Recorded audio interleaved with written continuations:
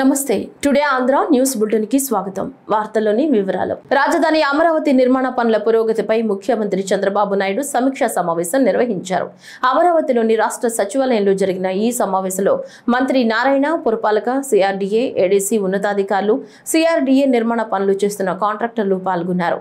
రాజధాని నిర్మాణం కోసం మొత్తం 81,317 కోట్ల మేర సిఆర్డీఏ ప్రతిపాదించిన పనులపై సమావేశంలో చర్చ జరిగింది. ప్రస్తుతం 50,552 కోట్ల విలువైన పనులకు సిఆర్డీఏ టెండర్లు పిలిచిందని అధికారులు ముఖ్యమంత్రి చంద్రబాబు దృష్టికి తీసుకువచ్చారు. రాజధానిలో 74 ప్రాజెక్టుల పనులు ప్రారంభమైనట్లు అధికారులు ముఖ్యమంత్రికి వివరించారు. హౌసింగ్, ఇతర భవనాల నిర్మాణాలు, ఎల్పీఎస్, మౌలిక సదుపాయాలు, రోడ్లు, డక్ట్లు లాంటి ట్రంక్ ఇన్ఫ్రా పనులు, వరద నియంత్రణ పనులు కూడా చేపట్టినట్లు అధికారులు ముఖ్యమంత్రి చంద్రబాబుకి వెల్లడించారు.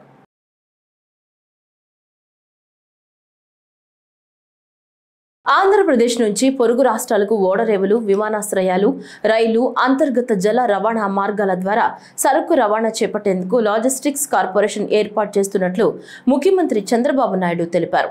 సచివాలయంలో పరిశ్రమలు, మౌలిక సదుపాయాలపై అధికారులతో ముఖ్యమంత్రి సమీక్ష నిర్వహించారు. ఈ సందర్భంగా చంద్రబాబు మాట్లాడుతూ ప్రతి పోర్టు, ఎయిర్పోర్ట్ల సమీప ప్రాంతాలను ఆర్థిక కేంద్రాలుగా అభివృద్ధి చేయాలని సూచించారు. ఓడరేవులు, విమానాశ్రయాలకు అనుసంధానించేలా శాటిలైట్ టౌన్షిప్లను అభివృద్ధి చేయాలన్నారు. దీనివల్ల కొత్తగా మరిన్ని ప్రాంతాలు అభివృద్ధి చెందుతాయని వివరించారు. ఆర్థిక కార్యకలాపాలు పెరుగుతాయని, తద్వారా సంపద సృష్టి జరుగుతుందన్నారు. కేంద్రం వద్ద నేషనల్ హైవేలకు, రైల్వేలకు నిధుల కొరత లేదని, మనం ప్రణాళికలు సిద్ధం చేసుకుని ప్రతిపాదనలు పంపితే వాటిని ఇవ్వడానికి కేంద్రం సిద్ధంగా ఉందని ముఖ్యమంత్రి అధికారులకు దిశానిర్దేశం చేశారు. ఈ నెల 15వ తేదీ నుంచి మనమిత్ర వాట్సాప్ గవర్నెన్స్ ద్వారా 700 రకాల ప్రభుత్వ సేవలను పౌరులకు అందించనున్నట్లు ముఖ్యమంత్రి చంద్రబాబు నాయుడు తెలిపారు.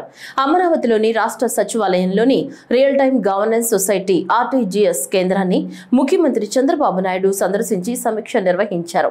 ఈ సందర్భంగా ముఖ్యమంత్రి చంద్రబాబు మాట్లాడుతూ వాట్సాప్ గవర్నెన్స్ లో సేవలు పొందడంలో పౌరులకు ఎలాంటి సాంకేతిక సమస్యలు తలెత్తకుండా సంబంధిత శాఖలన్నీ చూసుకునేలా చూడాలన్నారు. ప్రభుత్వ కార్యాలయాలకు ప్రజలు వెళ్లాల్సిన అవసరం లేకుండా పౌరులు వాట్సాప్ ద్వారానే సేవలు పొందవచ్చని, దీనిపై పౌరులకు మరింత అవగాహన కల్పించాలన్నారు. ఈ సందర్భంగా ఆర్టీజీఎస్ లోని అవేర్ విభాగం రూపొందించిన అవేర్ 2.0 వెర్షన్ ను ముఖ్యమంత్రి ఆవిష్కరించారు.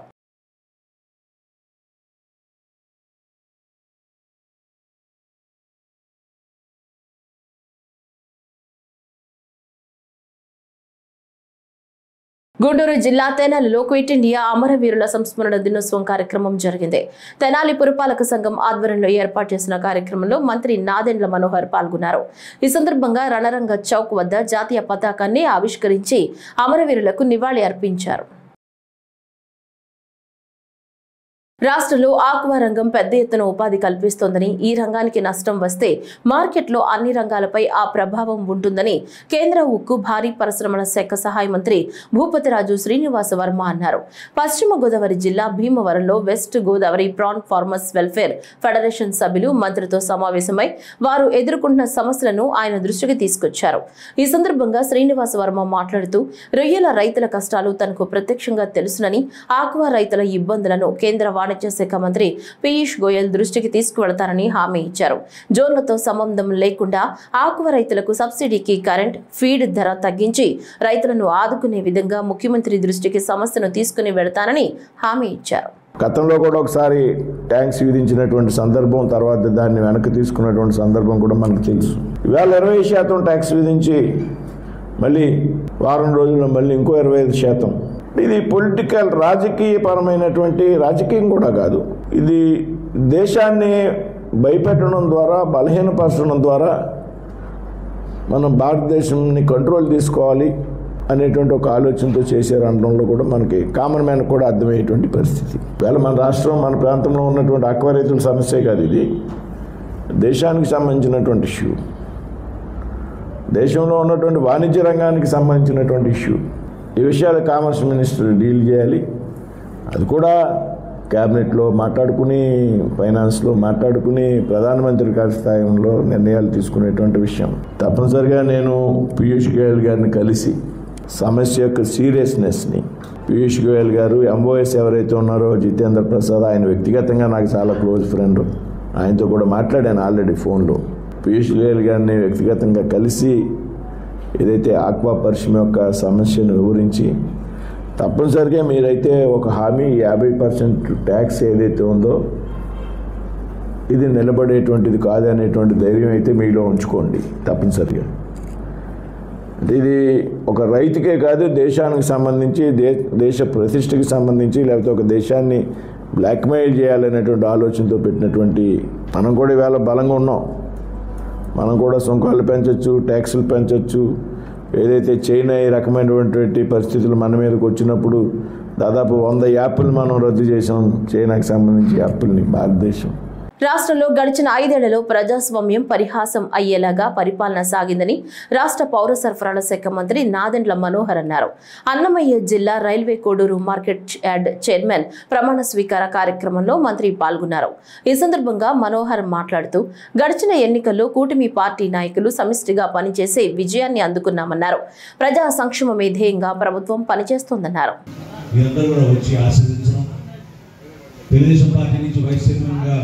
శివయ్య గారిని ఎంపిక చేయడం నిజంగా మనస్ఫూర్తిగా ప్రతి ఒక్కరిని కూడా నేను అభినందిస్తున్నాను. రైల్వే కోడూరులో ఒక 25 సంవత్సరాలు ఏ విధంగా గతంలో పరిపాలన జరిగిందో దానికి భిన్నంగా ప్రజలు ఏం కోరుకుంటున్నారో, కలిసికట్టుగా పనిచేస్తే ఒక మార్పు ఏ విధంగా తీసుకురాగలుగుతామో మీరందరూ కూడా చూపించారు. 4 సంవత్సరాల క్రితం ఇక్కడ ఒక సభ పెట్టిన పోలీసుల ఆంక్షలు ఏం మాట్లాడతామో కూడా ప్రశ్నించే స్థాయికి అధికారులు ఉండేవారు.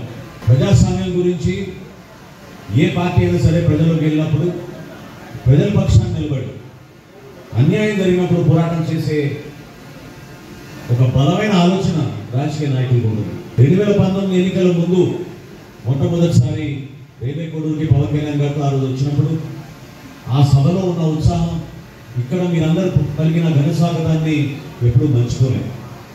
అయితే 2019లో ఎన్నికలైన తర్వాత ఒకరోజు సురేష్ అనే మన యువకుడు జనసేన పార్టీకి సంబంధించిన నాయకుడు వారి చీనీ తోట ధ్వంసం చేశారంటే ఆ రోజు కూడా ప్రయాణం చేసి వచ్చాం. ఇది ఈ సంఘటన మీకు ఎందుకు గుర్తు చేస్తున్నానంటే ప్రజాస్వామ్యంలో మీరందరూ కూడా ఆలోచించి ఒక అద్భుతమైన తీర్పు ఇచ్చారు. ప్రజాస్వామ్యాన్ని పరిరక్షించారు, నిలబెట్టారు. దాన్ని మీరు మర్చిపోబాకండి. ఎందుకంటే మరొకసారి పులివెందులోనూ ఒంటిమిట్టలోనూ ఎలక్షన్స్ వస్తున్నాయి. ఆలోచించుకోవాలి ప్రజలు ఏ విధంగా గతంలో రైతాంగాని కోసం ఆ ప్రభుత్వం ఏం చేసింది. చిత్తూరు జిల్లా పర్యటనలో ఉన్న బీజేపీ రాష్ట్ర అధ్యక్షుడు పివిఎన్ మాధవ్ నిన్న సాయంత్రం కాణిపాకలో శ్రీ వరసిద్ధి వినాయక స్వామిని దర్శించుకున్నారు. ఆలయానికి విచ్చేసిన మాధవ్కు దేవస్థానం ఈవో పెంచల కిషోర్, ఇతర అధికారులు సాంప్రదాయ పద్ధతిలో స్వాగతం పలికి దర్శన ఏర్పాట్లు చేశారు. దర్శనం అనంతరం స్వామివారి తీర్థ ప్రసాదాలు, శేషవస్త్రం, చిత్రపటాన్ని అందించారు.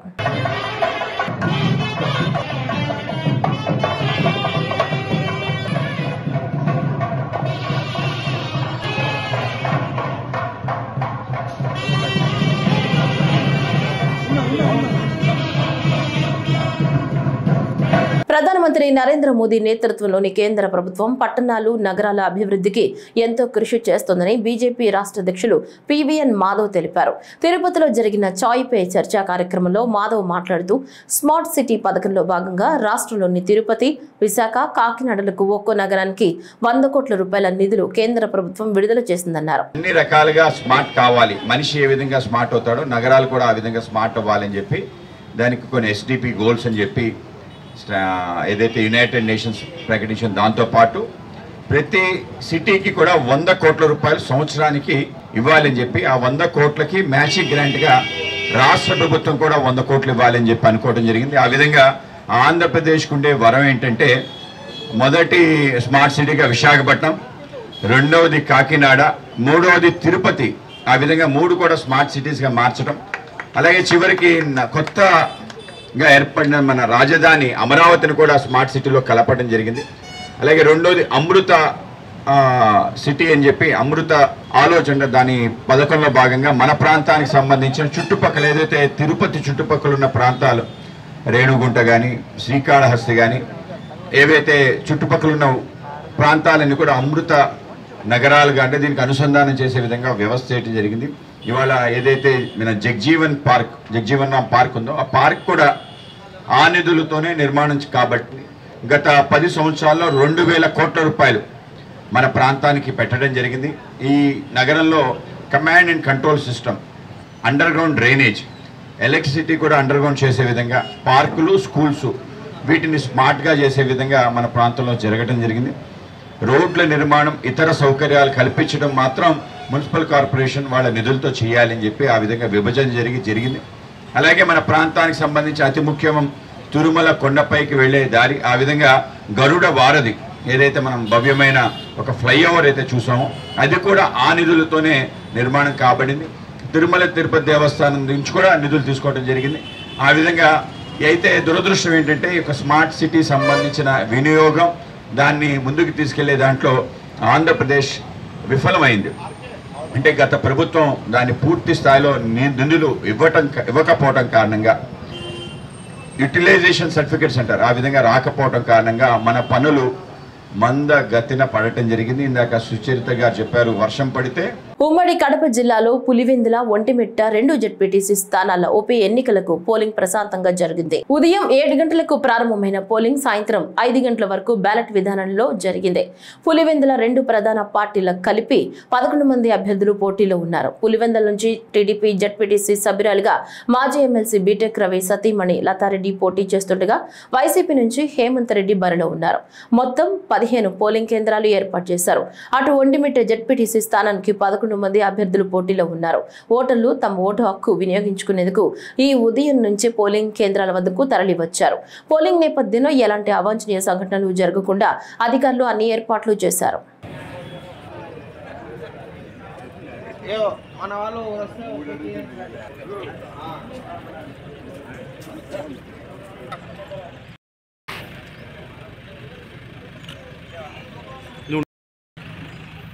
అన్నదాత సుఖీభవ పథకాన్ని అమలు చేసినందుకు ప్రభుత్వానికి ధన్యవాదాలు తెలుపుతూ ఎన్టీఆర్ జిల్లా నందిగామలో రైతులు ట్రాక్టర్ ర్యాలీ నిర్వహించారు. ఈ ర్యాలీని శాసనసభ్యురాలు తంగిరాల సౌమ్య ప్రారంభించారు. ఈ సందర్భంగా సౌమ్య మాట్లాడుతూ ఎన్నికల్లో ఇచ్చిన హామీ మేరకు ప్రభుత్వం అన్నదాతలకు ఇచ్చిన హామీలను నెరవేర్చిందన్నారు. 5 సంవత్సరాలు గడిపేశారు. లేని 100 పడకల హాస్పిటల్ వ్యాపారం మీద చూపిస్తూ 5 సంవత్సరాలు గడిపేశారు. విగ్రహ రాజకీయాలతో ప్రజల్ని మోసం చేశారు. ఇదే ప్లేస్ లో నామినేషన్ సమయంలో మీ అందరి ముందు కూడా నేను హామీ ఇచ్చాను.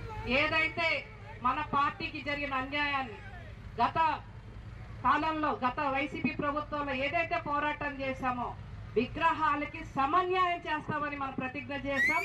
ఈ రోజు 100% హామీ నెరవేర్చడం చాలా సంతోషంగా ఉందండి.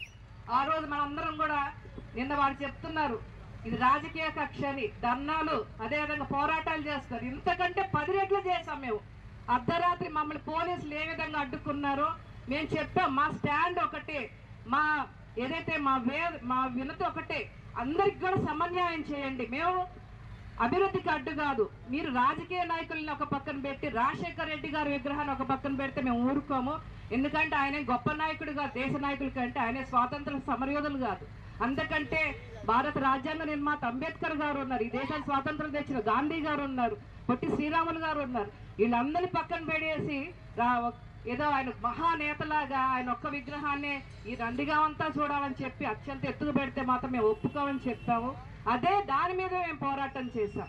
అదేవిధంగా మా నాన్నగారు అయిన తంగిరాల ప్రభాకరరావు గారి విగ్రహాన్ని, అదేవిధంగా ఈ నియోజకవర్గ దేవుడైన దేవినేని రమణ గారి విగ్రహాన్ని తీసి ఎక్కడ పడేశారో మీ అందరికి కూడా తెలుసు. జగన్మోహన్ రెడ్డి ఆంధ్ర రాష్ట్రాన్ని ఆర్థిక సంక్షోభంలోకి నెట్టేసి వెళ్లిపోయారని AP Waqf board chairman, Nellore parliament TDP అధ్యక్షులు అబ్దుల్ అజీజ్ అన్నారు. నెల్లూరులోని నర్తకి సెంటర్లో నాయి బ్రాహ్మణుల సెలూన్ షాపులకు 200 యూనిట్ల ఉచిత విద్యుత్ ఇచ్చిన సందర్భంగా హర్షం వ్యక్తం చేస్తూ నాయి బ్రాహ్మణుల ఆధ్వర్యంలో చంద్రబాబు చిత్రపటానికి పాలాభిషేకం కార్యక్రమం నిర్వహించారు. ఈ సందర్భంగా ముందుగా స్వర్గీయ నందమూరి తారక రామారావు విగ్రహానికి పూలమాలలు వేసి నివాళులర్పించారు. అనంతరం చంద్రబాబు నాయుడు చిత్రపటానికి పాలాభిషేకం చేసి తదనంతరం కేక్ కటింగ్ కార్యక్రమాన్ని నిర్వహించారు. ఈ సందర్భంగా అబ్దుల్ అజీజ్ మాట్లాడుతూ వెనుకబడిన తరగతులు ఆర్థికంగా అస్థిరపడాలన్న ఆలోచనతో ఆలయాల్లో పనిచేస్తున్న నాయి బ్రాహ్మణుల గౌరవ వేతనాన్ని 20 నుంచి 25 వేలకు పెంచారన్నారు. 40,000 సెలూన్ షాపులకు 200 యూనిట్ల ఉచిత విద్యుత్ ఇస్తామన్న ఎన్నికల హామీని చంద్రబాబు నాయుడు నెరవేర్చారని కొనియాడారు. ఈరోజు రాష్ట్రమంతా గాని నాయి బ్రాహ్మణుల సోదరులందరూ ఈరోజు చంద్రబాబు గారికి పాలాభిషేకం చేసుకుంటున్నారు. అందులో భాగంగా నెల్లూరులో కానీ మా రాష్ట్ర అధ్యక్షులు రాష్ట్రము ఈరోజు మీకు ఎలాంటి పరిస్థితి ఉందో తెలుసు. ఆర్థికంగా జగన్మోహన్ రెడ్డి గారు పోతూ పోతూ ఈ రాష్ట్రాన్ని ఎంత ఫైనాన్షియల్ క్రైసిస్ లో పెట్టిపోయారనేది తెలుసు. ఇందులో చంద్రబాబు గారు ఒక ఆర్థిక రాజధానే కాదు, సామాజిక ప్రతి ఒక్కరూ వెనకబడిన తరగతులు కానీ వాళ్ళకి భరోసా ఇవ్వాలి, వాళ్ళ వ్యాపారాల్లో వాళ్ళ జీవితాల్లో మార్పులు రావాలి, ఆర్థికంగా వాళ్ళు స్థిరపడాలి అనే ఒక ఆలోచనతో ఈరోజు నాయి బ్రాహ్మణ సోదరులకి ఆలయాల్లో ఎవరైతే పనిచేస్తున్నారో వాళ్ళందరికీ కానీ కనీస వేతనం 20,000 నుంచి ఈరోజు 25,000 రూపాయలకి సంతోషకరం. ఫెమినా మిస్ ఇండియా మానస వారణాసి తిరుమల శ్రీ వెంకటేశ్వర స్వామిని దర్శించుకున్నారు. శ్రీవాణి ట్రస్ట్ టికెట్ ద్వారా స్వామివారిని దర్శించుకుని మొక్కులు చెల్లించుకున్నారు. దర్శనం అనంతరం ఆమె మాట్లాడుతూ తిరుమల శ్రీవారిని దర్శించుకోవటం ఎంతో సంతోషాన్ని ఇచ్చిందన్నారు. ఈ రోజు చాలా అద్భుతమైన దర్శనం జరిగింది, శ్రీవాణి దర్శనము. And in fact for the very first time Alipiri నుంచి నడుచుకుంటూ వచ్చాను. And it's been a very beautiful blessed దర్శనం. చాలా చాలా సంతోషం. అండ్ ఈ రోజు తీసుకుంటున్న పాజిటివ్ వైబ్స్ తో I really wish a lot of good for my family, మీ and my movies which are coming up. Yes, in fact మొన్ననే కపుల్ ఫ్రెండ్లీ టీజర్ రిలీజ్ అయింది. అండ్ త్వరలో మీకు సాంగ్స్ ట్రైలర్స్ అన్ని రిలీజ్ అవబోతాయి. So stay tuned. నిరక్షరాస్యులను అక్షరాస్యులుగా తీర్చిదిద్దేందుకు ప్రణాళికలు పక్కాగా అమలు చేయాలని చిత్తూరు జిల్లా కలెక్టర్ సుమిత్ కుమార్ అధికారులను ఆదేశించారు. కలెక్టరేట్లోని సమావేశ మందిరంలో డీఈఓతో పాటు సంబంధిత అధికారులతో దూర విద్యా విధానంపై జిల్లా కలెక్టర్ సమీక్షా సమావేశం నిర్వహించారు. ఈ సందర్భంగా జిల్లా కలెక్టర్ మాట్లాడుతూ ప్రాథమిక అక్షరాస్యత, ఆర్థిక అక్షరాస్యత, డిజిటల్ అక్షరాస్యతపై నిరంతర విద్యను ప్రోత్సహించడం ఈ కార్యక్రమం ముఖ్య ఉద్దేశమన్నారు. అప్పట్లో చదువుకోకుండా ఉంటే ఇప్పుడు చదువుకునే అవకాశం కల్పించడం జరిగిందన్నారు. 10th క్లాస్ ఎగ్జామ్ రాయడానికి ఇష్టపడతారు, 10th క్లాస్ చదివారు, 11th క్లాస్ 10th తర్వాత మానేశారు, కానీ ఇప్పుడు ఇంటర్వ్యూ రాయడానికి వాళ్ళకి ఇష్టపడుతుంది.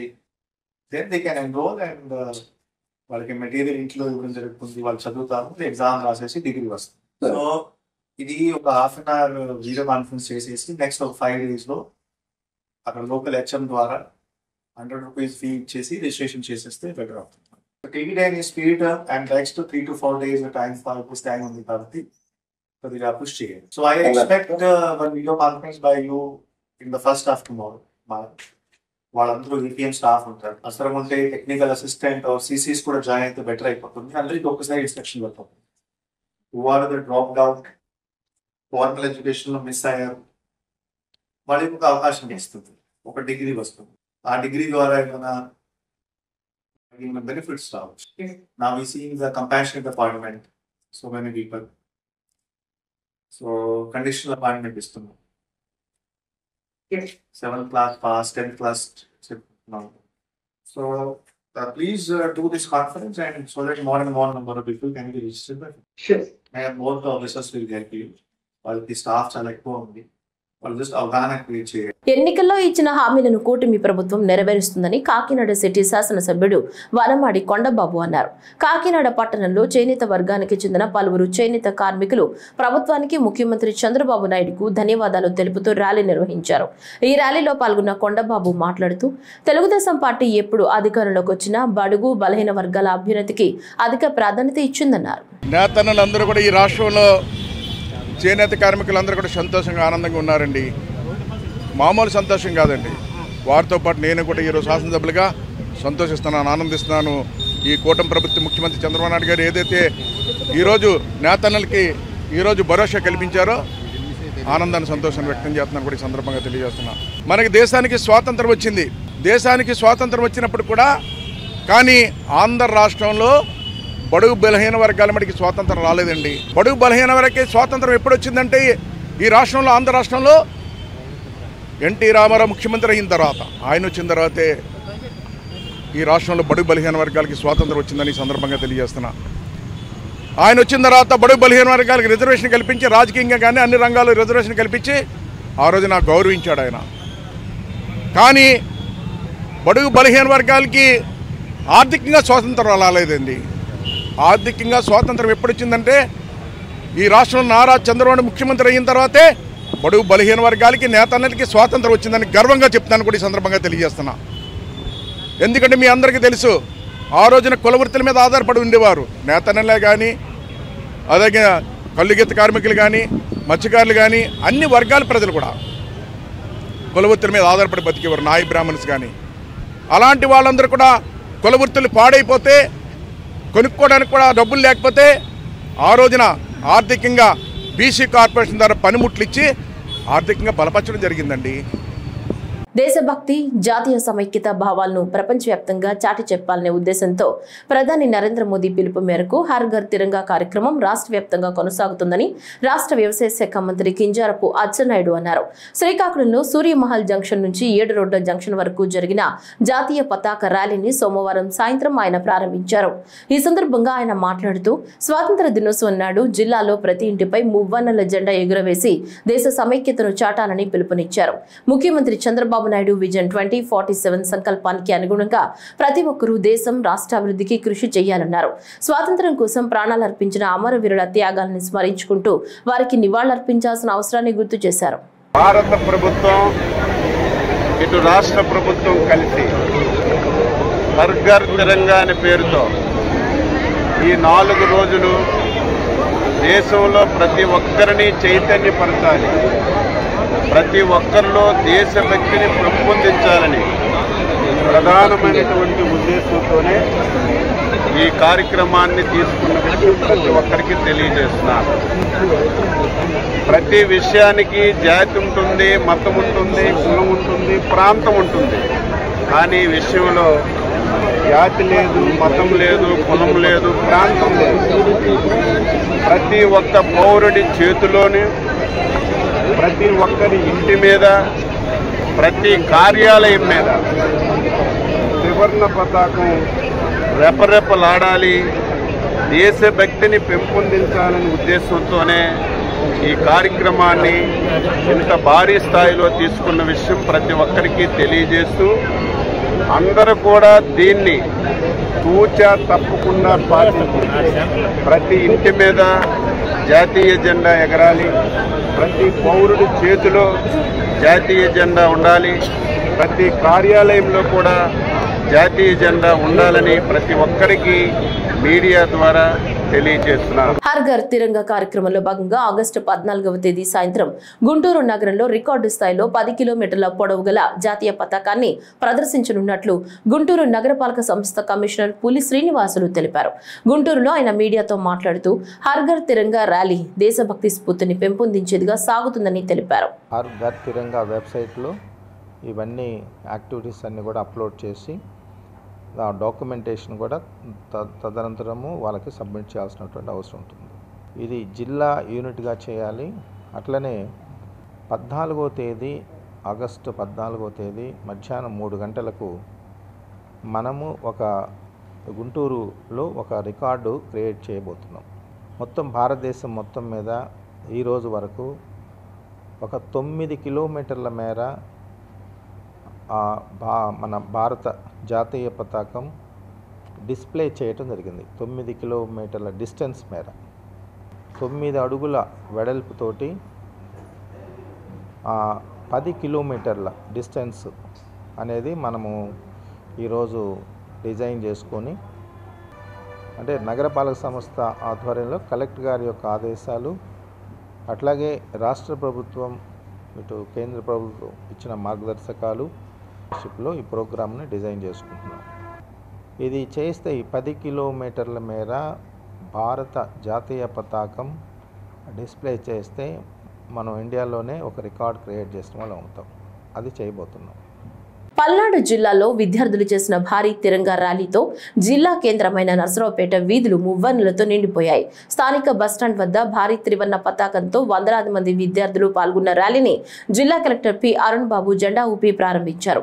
అనంతరం పట్టణ వీధుల గుండా సాగిన ర్యాలీ విద్యార్థుల్లో ఆనందాన్ని నింపుతూ వారి కేరింతల మధ్య దేశభక్తిని చాటుతూ సాగింది.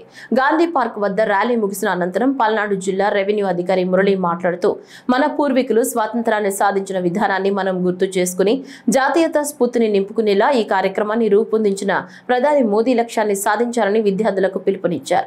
ఈ కార్యక్రమంలో భాగంగా మరి ప్రతి గ్రామాన ప్రతి వీధిన ప్రతి గవర్నమెంట్ ఆఫీసుల్లో కూడా జాతీయ జెండా ఆవిష్కరించాలి. ప్రతి ఇంటి మీద జాతీయ జెండా ఆవిష్కరించుకోవాలి. అదేవిధంగా ఈ ర్యాలీలన్నీ కూడా ఎందుకు పెడుతున్నామంటే ప్రతి వారికి కూడా ఈ దేశభక్తి, ఈ భారతదేశం యొక్క మన పూర్వీకులు స్వాతంత్రాన్ని సాధించి పెట్టిన విధానాన్ని మనందరం కూడా పటిష్టపరచాలి.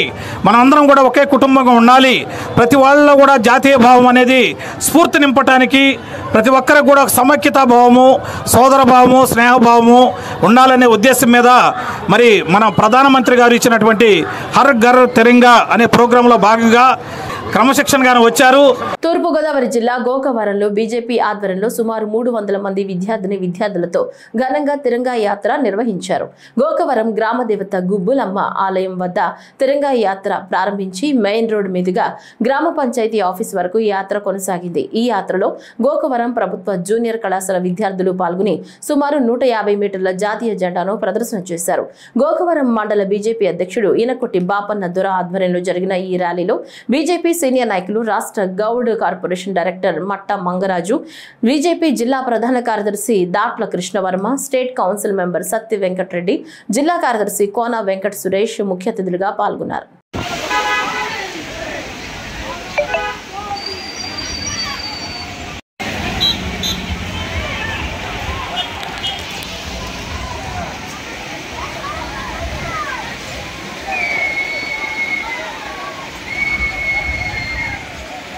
కలెక్టరేట్ సునయ్యన ఆడిటోరియంలో నిర్వహించిన హర్ ఘర్ తిరంగా మహోత్సవం కార్యక్రమంలో జిల్లా కలెక్టర్ రంజిత్ బాషా, ఎమ్మెల్సీ బీటీ నాయుడు పాల్గొన్నారు.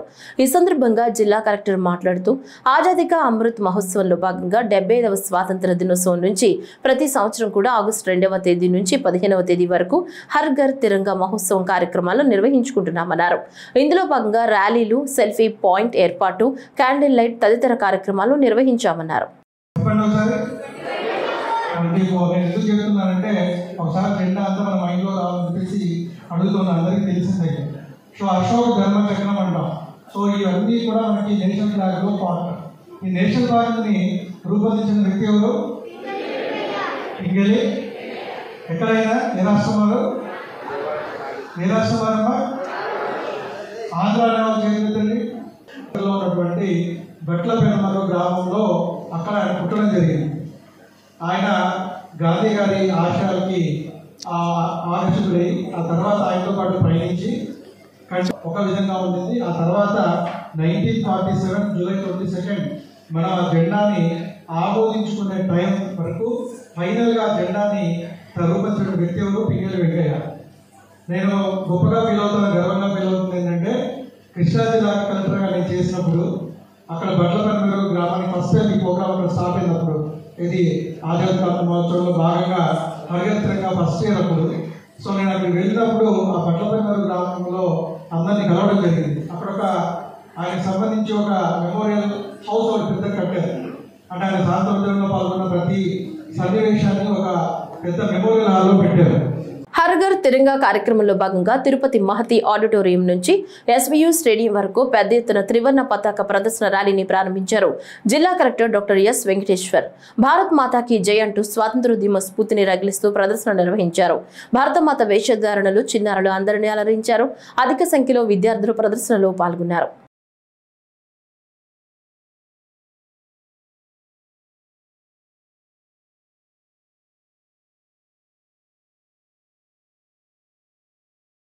శ్రీశైలం జలాశయంలోకి మరోమారు వరద నీరు పోటెత్తుతోంది. దీంతో శ్రీశైలం జలాశయం 4 గేట్లను 10 అడుగుల మేర ఎత్తి నీటిని దిగువకు విడుదల చేస్తున్నారు. జూరాల, సుంకేసుల ప్రాజెక్టుల నుంచి వరద ప్రవాహం క్రమంగా పెరుగుతుండటం, ఇప్పటికే జలాశయం పూర్తిగా నిండిపోవడంతో ఈ సీజన్లో 3వసారి గేట్లు ఎత్తారు. జలాశయానికి 2,02,456 క్యూసెక్ల నీరు వచ్చి చేరుతుండగా 1,08,076 క్యూసెక్ల నీటిని నాగార్జున సాగర్ కు విడుదల చేస్తున్నారు. శ్రీశైలం పూర్తి స్థాయి నీటి మట్టం 885 అడుగులు కాగా ప్రస్తుతం 882 అడుగులకు చేరింది. ప్రాజెక్టు పూర్తి స్థాయి నీటి నిల్వ సామర్థ్యం 215 టీఎంసీలు కాగా ప్రస్తుతం 202 టీఎంసీలుగా నమోదైంది.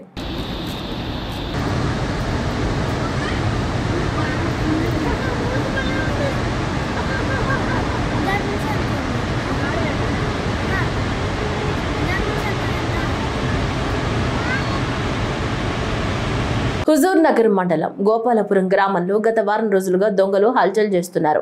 స్థానికులు తెలిపిన వివరాల ప్రకారం 2 వారాల క్రితం గ్రామంలో ఒక ద్విచక్ర వాహనం చోరీకి గురైందని తెలిపారు. అంతేకాకుండా 2 రోజుల క్రితం గొర్రెలు మేకలను చోరీ చేసి వాటిని వాహనంలో తరలించుకుపోయే ప్రయత్నం చేసిన దొంగలు ఇంటి యజమాని చూసి అరవడంతో పారిపోయారని గ్రామస్తులు తెలిపారు. గ్రామంలో వరుసగా దొంగలు హల్చల్ చేస్తూ దొంగతనాలకు పాల్పడుతున్నారు.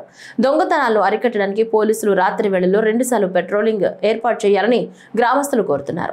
తెల్ల కారు తీసుకొచ్చి ఆడ పార్కింగ్ చేసి ఈ లోపల ఒక మనిషి కంపలంగా ఈతలు దూరి ఒక మేకను పట్టుకొని తీసుకొని వెళ్తున్నాను. ఇంకొక మనిషి వచ్చాడండి. ఇంకో మనిషి వచ్చి ఆ లోపల తీసుకెళ్ళి డిక్కీ దగ్గరికి వెళ్ళిండు. ఇల్లు లోపల మాకు సపరేట్ అవుతుందని కుక్కలు అడుస్తుంటే సపరేట్ అవుతుంది. మేము వచ్చేసాం. వచ్చే లోపల డిక్కీ దగ్గర మేక తీసుకెళ్ళిండు. డిక్కీలో ఏ పోతాలకి మేము ఎంబడపడ్డాం. వాళ్ళు పరిగెత్తిండు. ఎక్కడ పోలీసు వాళ్ళు వచ్చి మమ్మల్ని సహకరించాలని ముగ్గురు తెల్లకారు కొన్ని లోపల మేక అడ్డ వచ్చేసింది, వెళ్ళిపోయారు.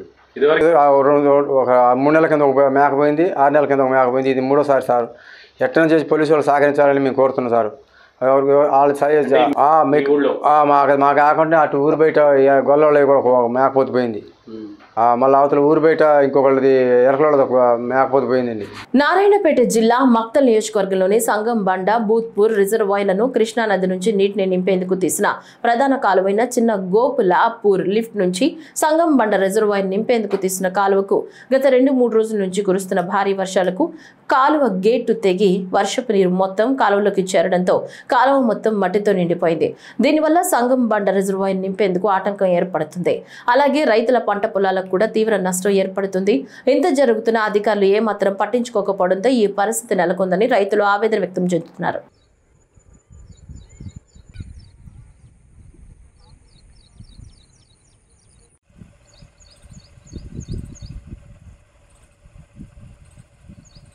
గత 30 సంవత్సరాల నుంచి భూమిపై సాగు చేస్తూ జీవనం సాగిస్తున్న రైతుల భూమిలో ఆ గ్రామానికి చెందిన ఓ పోలీస్ అధికారిని సాగు చేసిన వరి పొలాన్ని కేవీస్తో పొలాన్ని నేలమట్టం చేసిన ఘటన హన్మకొండ జిల్లా నడికూడ మండలం కంటాత్మకూర్ గ్రామంలో వెలుగులోకి వచ్చింది. వివరాల్లోకి వెళితే ఆ గ్రామానికి చెందిన కొంతమంది రైతులు సర్వే నెంబర్ 717లో 30 సంవత్సరాలుగా సాగు చేస్తున్నారు. అయితే కొంతమంది రైతులకు పట్టాలు, మరికొంతమందికి పట్టాలు రాకపోవడంతో ఇటీవల భూభారతులు వారు దరఖాస్తు చేసుకున్నారు.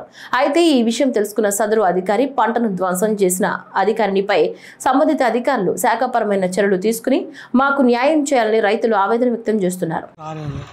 సారా భూమి అయితే మరి ఆమె ఇప్పుడు సారా ఎన్ని ఏళ్ళ బట్టి చేస్తాడు? 40 ఏళ్ళ బట్టి. అప్పుడు ఒక్కనాడే వాళ్ళు 40 సంవత్సరాలు అయితే బట్టి నన్ను వచ్చి ఇప్పుడు పుల్ల పెడతాను. మళ్ళీ ఒకటి ఏం చేసిందంటే అప్పుడు గవర్నర్లో మేము వేసుకున్నాం, కొట్టుకున్నాం. గవర్నర్ మేము కొట్టుకున్నప్పుడు వీడు పోటీ కాల్చుగా రాలాడికి రాలే వాళ్ళకి ఏం సంబంధం లేదు లేదు కాబట్టి సార్ అన్నీ అప్పుడు ఆడ ఉండి మా అడిగి వాడు ఎవరికి పట్టాలు కాలేదు. అది కాలే, అందరు దున్నుకుంటారు. ఎంత 717 సర్వే నెంబర్లు ఎన్ని ఎకరాల భూమి ఉంటాయి? అది 18 ఎకరాలు. రికార్డు పరంగా ఇక్కడి నుంచి మొదలు పెడితే అటు 38 ఎకరాల 33 గుంటలే ఉన్నది. ఈ వార్తలు ఇంతటితో సమాప్తం. నమస్కారం.